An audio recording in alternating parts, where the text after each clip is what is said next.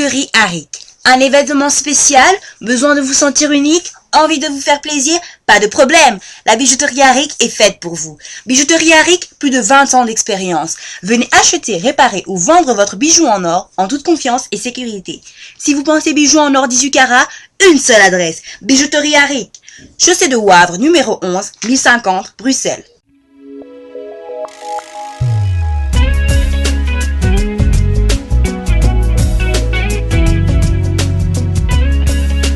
Bonjour et bonsoir chers téléspectateurs, bateau bota la rémission Nabino trop c'est trop.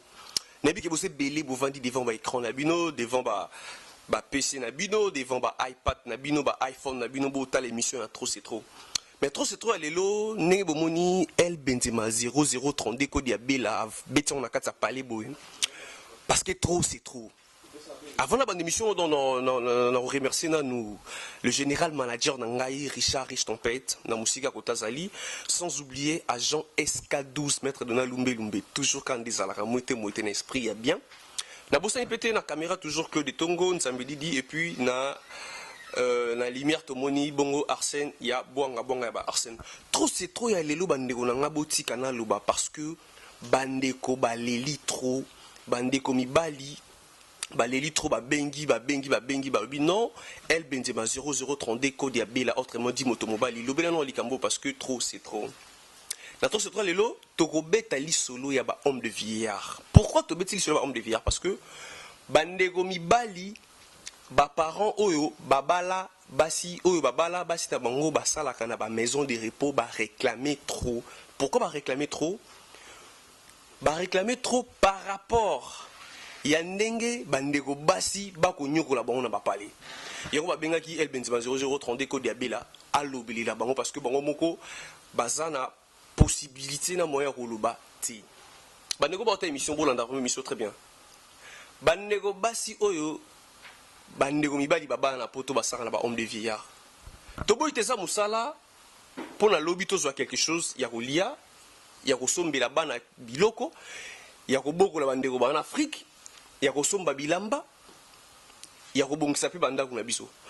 Mais ce qui est grave, bandeko baso basana homme de vieillard okomona bango na misana bango na erba kindaka bakosala misana bango na bolingo nyonso okomona jeune fille moko boy akokata papa moko boy ya koko ya mundele manzaka na esengo nyonso azopangusa ye ba petit besoin na esengo nyonso ba grand besoin na esengo nyonso biso ba mibali bandeko ba bina lobali kambo ba mibali na ndako ba kozela keno basi tango baki misana mais ba basi wana ba kosala misana na boule que un jour ba koko wana soki ba kokufa ba tikela bango ba bien mais bandeko na biso bo faire souffrir biso parce que bandeko mibali ba leli na bandako ba lobi bon ça va ils ont musala ba bandeko basi ba kisa misala mais bino ba kisa misala na boule que un jour ba tikela bino ba bien pour ya boske bino ba bien na pe divorce na poto eza eloko pamba ndeti na film boko zo ba bien ngo pe po vana na mibali na bino ba congolais ba bala bino après lobi to lobi kuna boko bino ba bien bo panzani divorce ekoti bandeko komona mwasi auti na musala na yende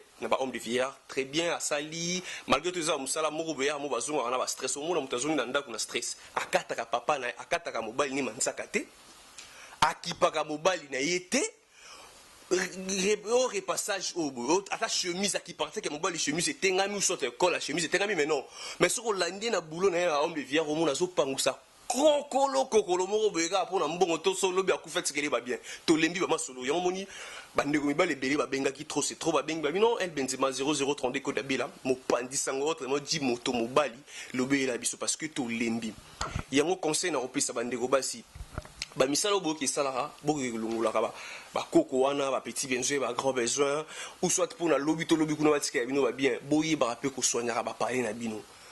Parce que bandako be na poto to ko mona ka muta beti propre libanda zo telinga na libando ko mona matonga zo mata zo kita ko moni partout propre belé mais na ndako na so ki ko mona vraiment que non oyo bandeko so aloba c'est dégueulasse les aussi mbaté yango trop c'est trop le bel tout ce temps le ça na deux ils en a deux volets to matin dans la volée ba homme de vieillard bandeko conseil na pesi pardon quand kaka ndengo oswanyaka bakoko oyo bongisaka bango na homme de vieillard bongisaka pe na ndako na yo bongo pe propre bana na yo mobali na kozwa soin na bango ke ça pe bien parce que toza ba congolais ozo parvenir ko kene ko bongisa koko mo mundele oyo kuto yebi ata source na été et on a trop ce trop le fona lobela ma moyo on a bandi na lobeli bandeko pe ba sepeli na conseil wana o pe ba sepeli na conseil wana bobetela maboko ne bobeta maboko toujours quand des la majorité mpanzi maboko makasi minorité dimi na zapa binodi comme d'habitude.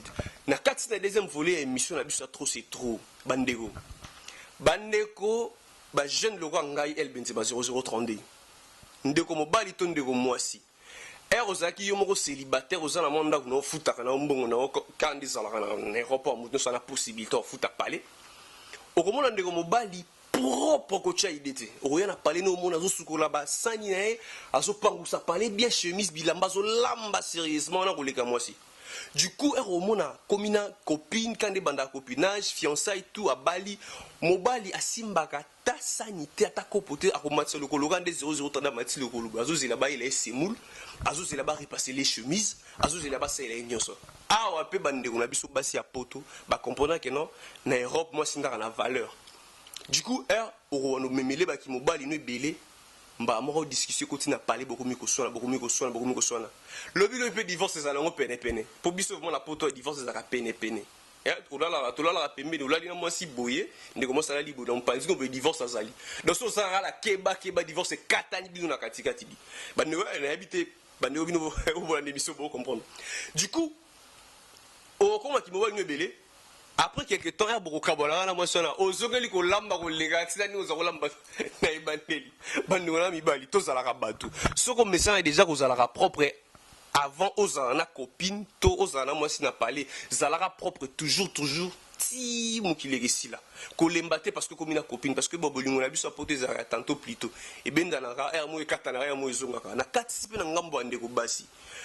Ozaka yo moko mwasi na parler na yo ozawana obongisaka opangusaka osalaka ba propre netika netité lelo lobi kuno kutana jeune moko boye a telebina na ndenge bon na ebité ba choix gikara ndenge Arsène Bonga telemaka du coup otiki ba propre na belé komika manzaka brésilienne un peu Brésil et fungola j'ai opakoli batile na yo pour ça na mbala beaucoup mbala ko mo l'accès ba filmer ndenge moi ça c'est un avantage na poto a et comme beaucoup mina ndako ndenge pe moi ça c'est un avantage na poto et comme que non au sala ki bo moi si noté ki bo moi si lembi parce que na poto moi ça c'est un avantage il faut beaucoup mo kabo là-bas ba misa na pali to boy pété parce que fair play pezara na bolingo ezaka ba conseil na opesa parce que ba ndeko pe mbali ba les limo trop ba lobi que non elle benzeba lobi là pe moi likambo parce que to lembi yo ba ndeko na ngai ni parfait ngana za parfait.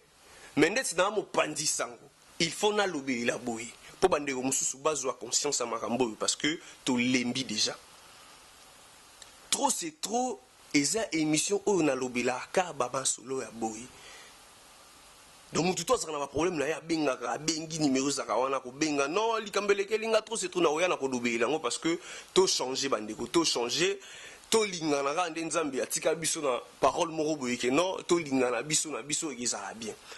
Il y a un conseil na pesi bandeko to lingana to sungana ka ekezala bien mabe mingi to boa kaka système nanga na yenango na bina ndo fâché pe su mingi te parce que na fâchaka na ebi ke ba musuba ko kwera ba makali kali poto na kata parler surtout za ema libanda blango ma ambulance zo liki zo mbima parce que côté benze bateli mara so na pesi kaka ba boyaka. Merci à toi Claude Tongo Nzambedidi toujours na ba image kaka ndenge zalaka.